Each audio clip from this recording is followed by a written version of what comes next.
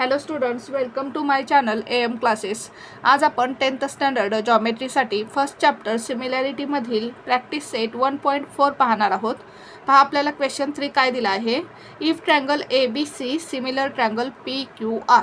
आपल्याला काय दिलेलं आहे, ट्रँगल ABC आणि ट्रँगल PQR हे दोन ट्रँगल सिमिलर आहेत. ट्रँगल ABCचा एरिया आपल्याला दिलेला आहे 80. ट्रँगल PQRचा एरिया आपल्याला दिलेला आहे 125. Then fill in the blanks, म्हणजेच हे जे रिकामे बॉक्स आहेत त्यामध्ये आपल्याला आन्सर्स लिहायची आहेत. आता आपल्याला काय दिलेलं आहे पहा, टू ट्रँगल सिमिलर आहेत हे आपल्याला दिलेलं आहे. त्याचबरोबर आपल्याला या दोन ट्रँगलचा एरिया दिलेला आहे आणि आपल्याला काय फाइंड करायचं आहे, या दोन करस्पॉन्डिंग साईडचा रेशो आपल्याला फाइंड करायचा आहे. म्हणजेच या ठिकाणी आपल्याला कोणता थेरम यूज करावा लागेल, करेक्ट, आपल्याला theorem of areas of similar triangles use करावा लागेल. आता काय आहे theorem of areas of similar triangles. जर टू ट्रँगल्स सिमिलर असतील तर त्या दोन ट्रँगलच्या एरियाचा रेशो हा कशाशी इक्वल असतो, त्यांच्या करस्पॉन्डिंग साईडच्या स्क्वेअरच्या रेशोशी इक्वल असतो.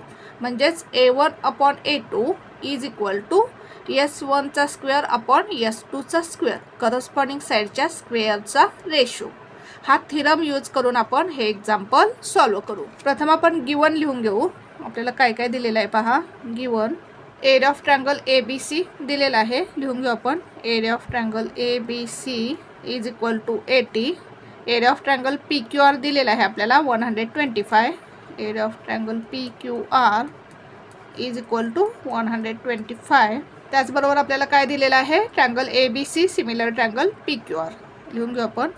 Triangle ABC similar triangle PQR.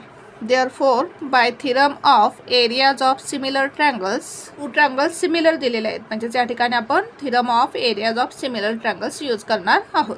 म्हणजेच A1/A2 is equal to S1 square upon S2 square.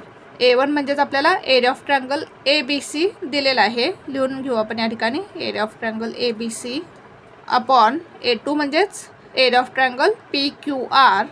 A1 म्हणजे area of triangle ABC, A2 म्हणजेच area of triangle PQR is equal to S1 square upon S2 square, corresponding साईडच्या स्क्वेअरचा ratio.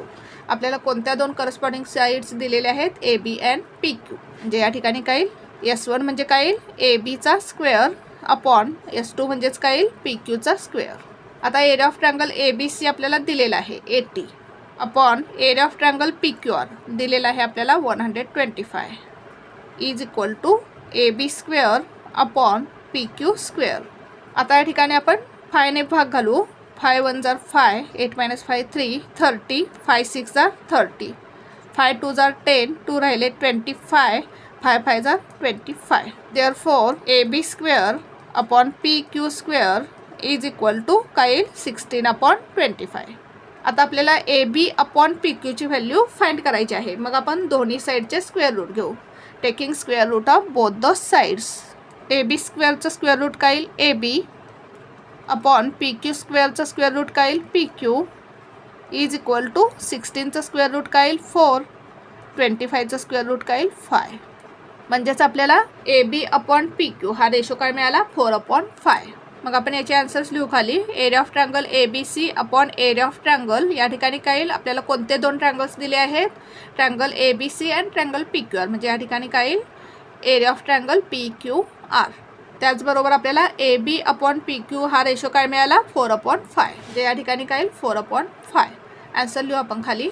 Therefore area of triangle ABC upon area of triangle PQR is equal to 80/125. Therefore AB upon PQ is equal to हा ratio किती मिळाला आपल्याला, 4/5. म्हणजे या बॉक्समध्ये काय येईल 4 आणि या बॉक्समध्ये काय येईल 5. अशा प्रकारे आपल्याला हे एक्झाम्पल सॉल्व करायचं होतं. नेक्स्ट एक्झाम्पल सॉल्व करू आपण.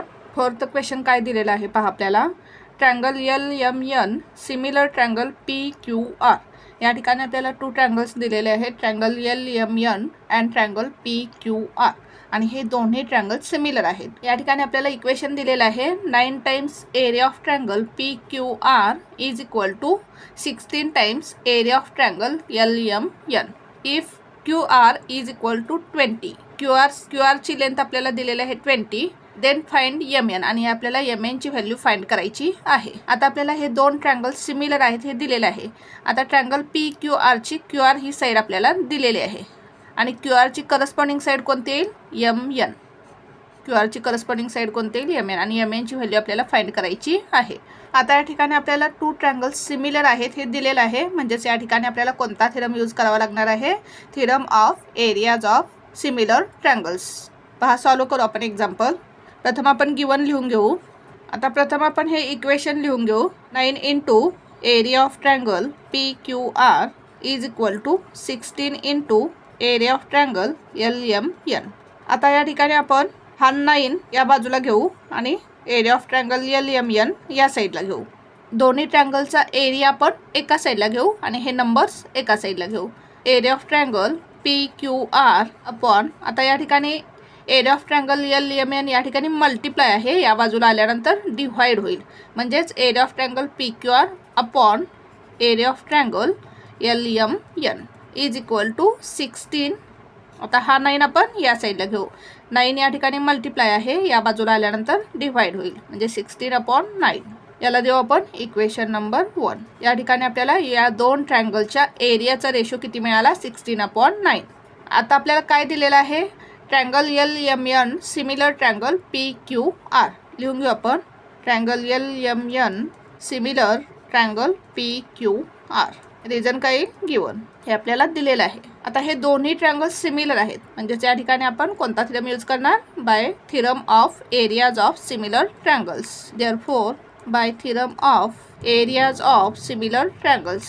आता थिरम काय आहे, जर दोन ट्रँगल्स सिमिलर असतील तर या दोन ट्रँगल्सच्या एरियाचा रेशो हा कशाशी इक्वल असणार आहे, त्यांच्या करस्पॉन्डिंग साईडच्या स्क्वेअरच्या रेशोशी इक्वल असणार आहे. लिहून घ्या आपण या दोन ट्रँगलच्या एरियाचा रेशो. म्हणजेच काय येईल, area of triangle P Q R upon area of triangle L M N, या दोन ट्रँगलच्या एरियाचा रेशो कशाशी इक्वल असणार आहे, त्यांच्या करस्पॉन्डिंग साईडच्या स्क्वेअरच्या रेशोशी इक्वल असणार आहे.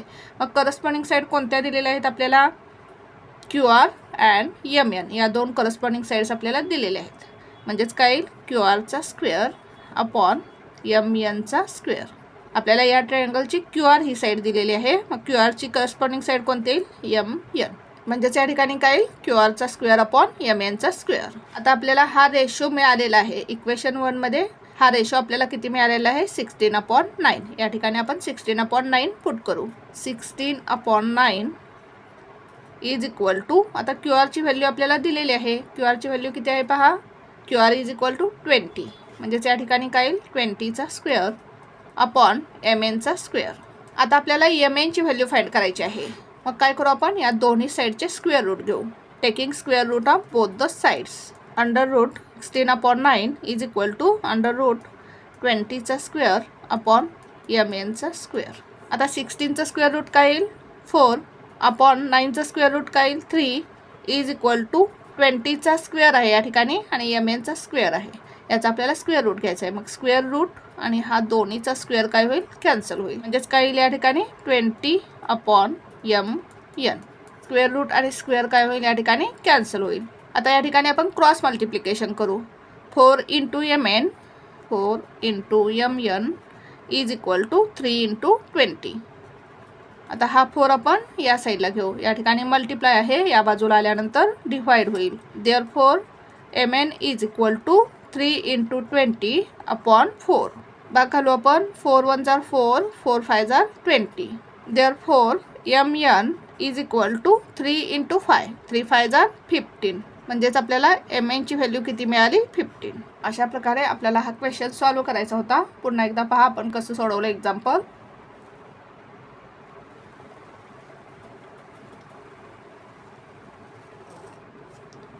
Thank you for watching this video. जर तुम्हाला व्हिडिओ आवडला असेल तर व्हिडिओला लाईक करा, कमेंट करा, शेअर करा आणि चॅनलला सबस्क्राईब करा.